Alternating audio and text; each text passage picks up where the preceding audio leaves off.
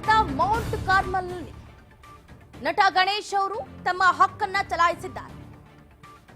ಒಂದು ಕಡೆ golden star Ganesh ಸೇರಿದಂತೆ ಗೋಲ್ಡನ್ ಸ್ಟಾರ್ ಅವರ ಪತ್ನಿಯೂ ಕೂಡ ಮತವನ್ನ ಚಲಾಯಿಸಿದ್ದಾರೆ.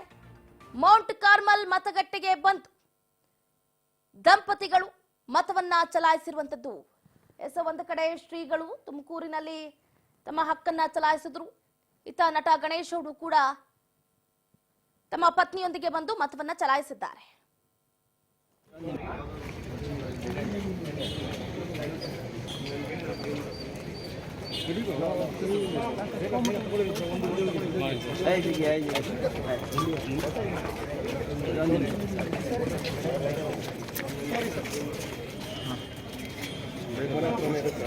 Rajeshwari sir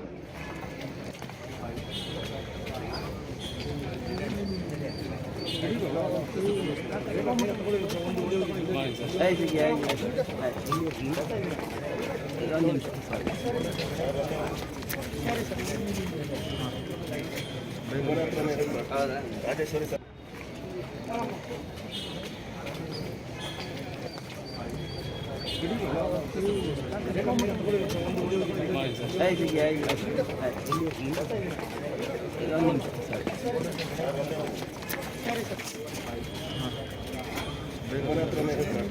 Rajeshwari sir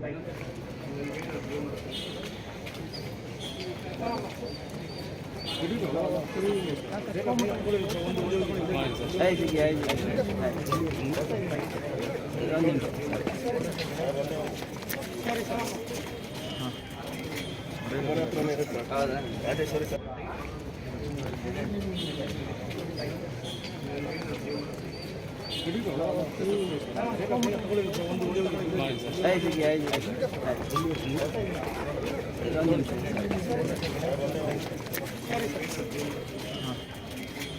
golden star Ganesh ಹಾಗೆ ತಮ್ಮ ಪತ್ನಿ ಏನು RR ನಗರ ಮೌಂಟ್ ಕಾರ್ಮಲ್ ಬೂತ್ಗೆ ಬಂದು ತಮ್ಮ ಹಕ್ಕನ್ನ ಚಲಾಯಿಸಿದ್ದಾರೆ.